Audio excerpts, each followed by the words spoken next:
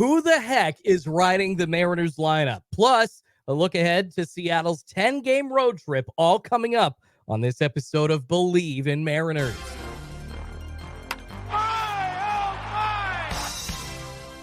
That's right. What is up, sports fans? What is up, Mariners fans? Hope y'all are enjoying a beautiful transition from summer into fall as we are here talking about the Seattle Mariners, 4 games out of first place in the AL West to start the weekend against the Anaheim Angels, or the Los Angeles Angels of Anaheim in California, next to Disneyland, however you want to refer to them. They've had like 7 different names. Use all of them. I don't care. But of course, the Mariners did expect to be 3 games down, a little frustrated. Welcome to this episode of Bleav in Mariners. I am your lovely host, Jordan Schultz, more affectionately known as Schultzy, a sports talk show host from the Pacific Northwest in Portland, Oregon.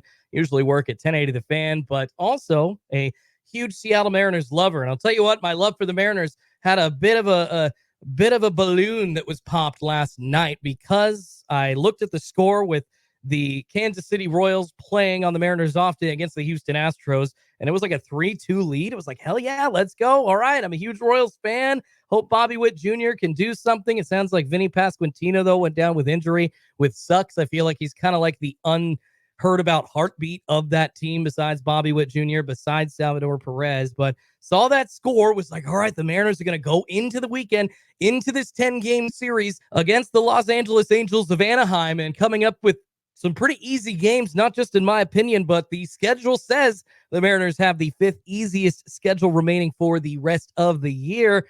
Going into it 3 games down, maybe starting the final month of the season, 2 games down to the Astros, and actually only 4.5 games down in the wild card as well. But alas, a comeback win. Damn the Royals for dropping that double play ball in the 8th inning. And now the Seattle Mariners 4 games to start the weekend out of first place after Houston getting that comeback win over Kansas City. So let's quickly just get into kind of a preview of this series and kind of going forward to the rest of the 10-game road trip for the Seattle Mariners. And then coming up on the rest of the show here on Bleav in Mariners, something caught my eye Friday, and it's kind of what I want to spend most of my time for the show talking about today, recording this on Friday afternoon. But I saw the Mariners starting lineup posted for Friday's game, and I asked the question in my head, who the heck is running this lineup? I feel like it's a joke. I mean, are the Mariners actually trying to play to win or just prove Jerry Dipoto right? I'm honestly not sure at this point after seeing the lineup that was posted for Friday's game. So we'll get into that. And this is under new manager Dan Wilson, and actually kind of maybe proves the point that Scott Service wasn't necessarily the one making all of the decisions for the organization, even on the field, and then being presented as the fall guy. Let's hope that Dan Wilson's not going to be put into this position going forward. We kind of hope that Dan would have a voice in the organization, but yeah, after seeing Friday's lineup, I'm not so convinced. So we'll get into that as well. But Seattle, hopefully with this stretch of games against an easier team, can take advantage of their starters.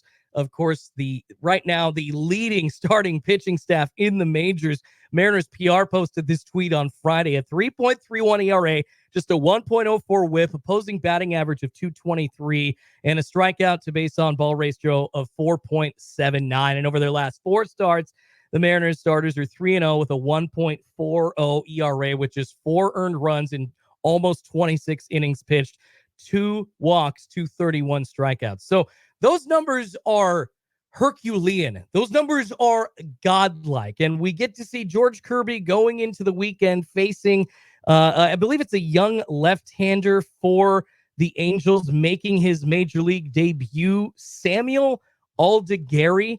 And so we'll look at the lineup here for that game in just a second. But more so excited to see the Mariners facing off against the team that I think they should be owning all season. Unfortunately, though, they haven't done so well.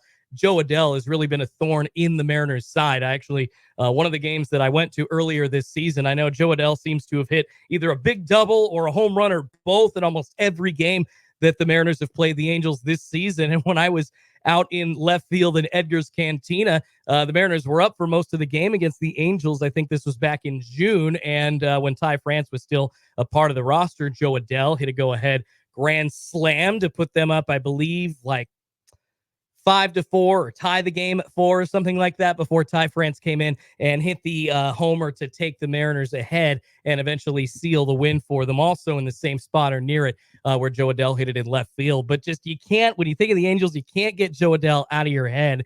And you just really do look at their schedule and hope the Mariners can take advantage of playing against a bad team. But I did want to point something out. And I think fans that are really in the know and that have been following, game to game, they understand this. But, on paper, the Mariners may seem like a much better team because of their starting pitching staff than the Angels. But really, on paper, that's about the only thing that the Mariners are doing at a much better clip, obviously, than anyone in the rest of the league. But then you look at their stats batting wise and fielding wise and their bullpen, it actually all kind of evens out other than their starting pitching when it comes to the Mariners matchup versus the Angels. Batting, just a quick preview. I got this from Lookout Landing. Appreciate the guys working so hard over there. But going into the series, you've got a batting WRC plus essentially of the Angels at 89, which is 14th in the American League, to the Mariners at 10th of the American League at 96. Hopefully Edgar Martinez can get these hitters going. That's kind of one of the reasons Scott Service was fired, so they could bring in a new voice in Dan Wilson, and they could also bring back Edgar Martinez to kind of maybe try to right the ship and get them back to the days of 2015 to 2018 when the Mariners were top 5 hitters in Major League Baseball. You look at their record under Dan Wilson, of course, 4-2, 2 series wins, a 0.8 WAR, 19th in the 19th in Major League Baseball. The 104 WRC plus, good for 18th in Major League Baseball just in the last 6 games, and a 220 batting average, good for 24th in Major League Baseball. Although they do have an on-base percentage a little bit higher at 336. That is 10th, and they're still striking out a hell of a lot, guys. We saw it on both Tuesday and on Saturday in their losses. Double-digit strikeouts are near that, and they are at a 29.9% K rate, which is the 3rd worst in the majors. You kind of see like a small uptick, but you still, unfortunately, after Dan Wilson takes over, see, like I was mentioning in the opening of the podcast, a pretty similar line. It's slightly higher. I do see the grit of this team, and I'm not trying to take away what I was saying in episodes 1 and 2 of Bleav in Mariners, talking about how this team actually looked like they really want to play more than they did under Scott Service. You kind of maybe were worried about things getting a little listful. I'm not worried about that now. But overall, the bats have not changed that much when you look at average. They're still getting some walks, sure, but they've still left a lot of guys on base in their losses, and they're still striking out a lot in their losses. So, yeah, batting-wise, they're actually pretty even with the Angels, just slightly better. Fielding, you've got an FRV score for the Angels of -21. That's good for 12th in the American League, and the Mariners are at -7, which is good for 11th. Of course, the starting pitching, the FIP numbers, the FIP minus at 110, for the Angels, and 88 for the Mariners. That is basically the only level of any difference of talent for these two teams, because then the bullpen has that FIP minus score of 106 for 12th, and the Mariners are at 101 for 10th in the American League. So these teams, you think, oh, Seattle, like they can make a run. I want them to. I'm excited for the Mariners to try to make a run. You feel like if the Mariners are within 3 games, looking at the rest of the schedule, if they're on September 23rd within 3 games of Houston Astros when they start their series in Houston, theoretically they are still in it, right? You'd like them to be 2, so they don't have to sweep them, so they maybe can just gain a game going into that final series against the Athletics of the regular season. But to control their own destiny, obviously they'd have to win a few more games. But theoretically, if the Mariners can stay 2 or 3 games out of the Houston Astros until September 23rd, then they should be able to still have a shot at the playoffs at that point. However, when you look at the Mariners' remaining schedule, and yeah, we've said it a few times now, the 5th easiest schedule remaining in Major League Baseball. One of the reasons that we expect them to, maybe get some wins is because, we want their hitters to actually get on and maybe produce at, not even a great level, but an average level. And we're kind of hoping for a turnaround under Dan Wilson and Edgar Martinez. But is that actually going to happen?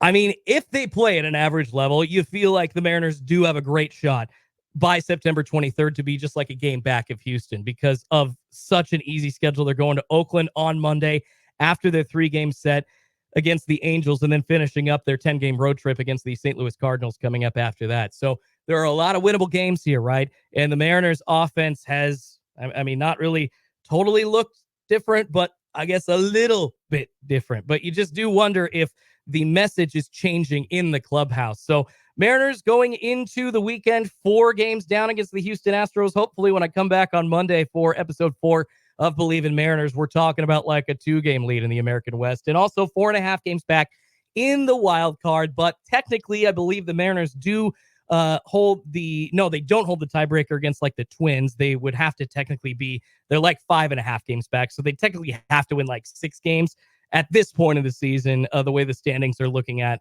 the way that they're looked at right now to actually get into the playoffs via a wild card spot. So hopefully they can get it done against the Angels, and really looking forward though at what their success could be.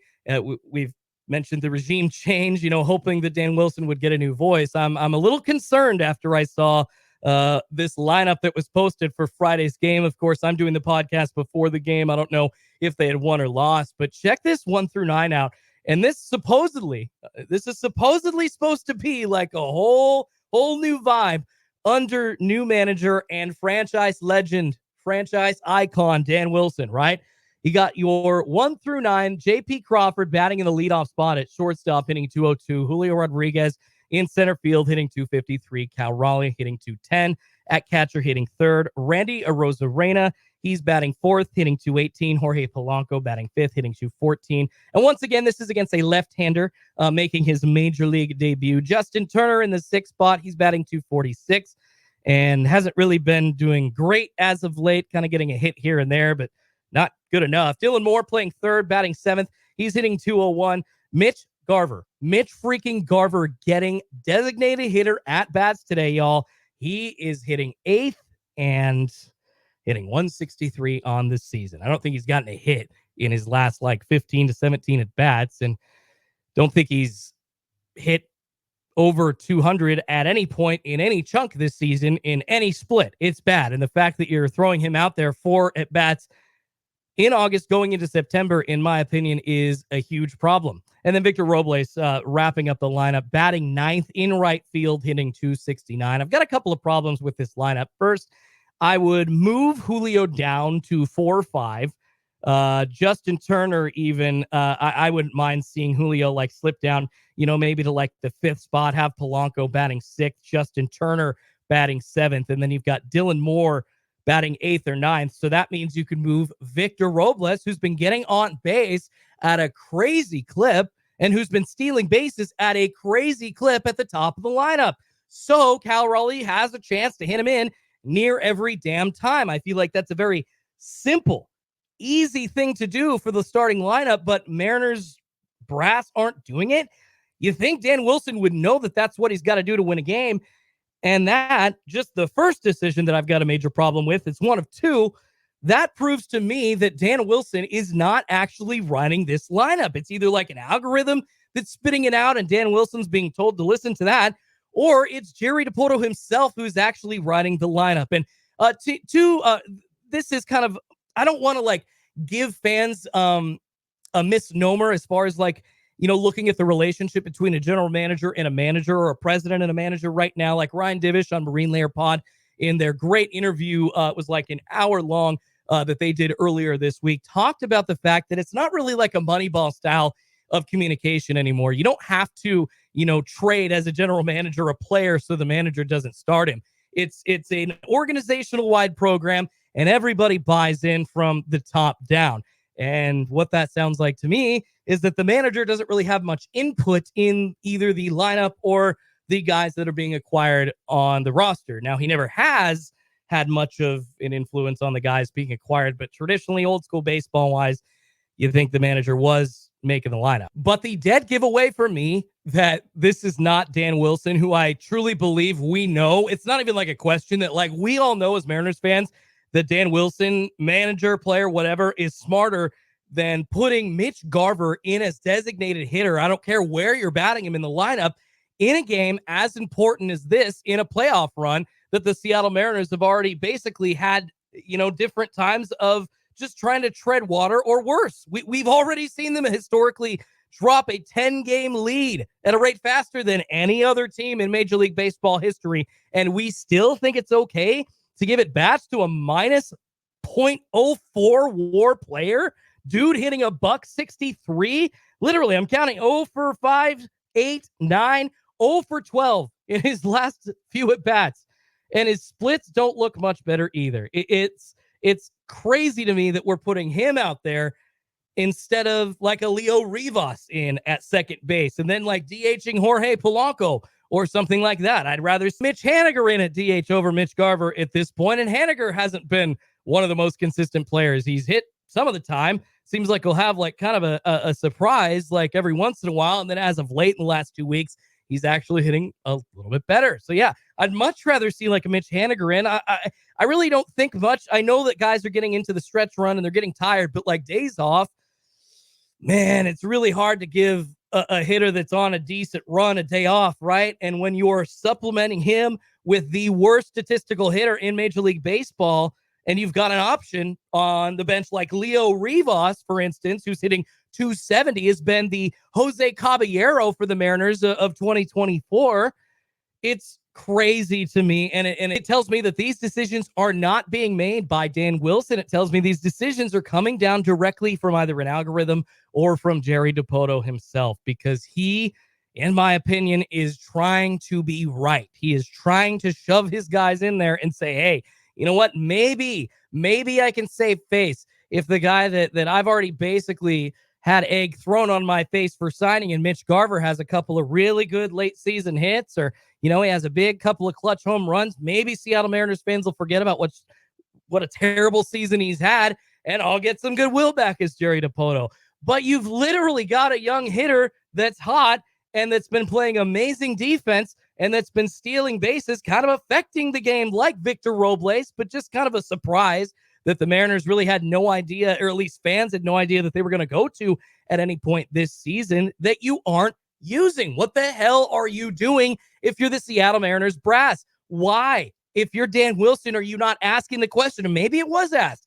Maybe Jerry Dipoto's yelling at Dan Wilson like we heard Ryan Divish say on the Marine Layer pod that he yelled at Scott Service about all those arguments they had post-game regarding player personnel and people not really hitting well enough, and Jerry forcing Scott to use those players that aren't really hitting well enough year after year after year.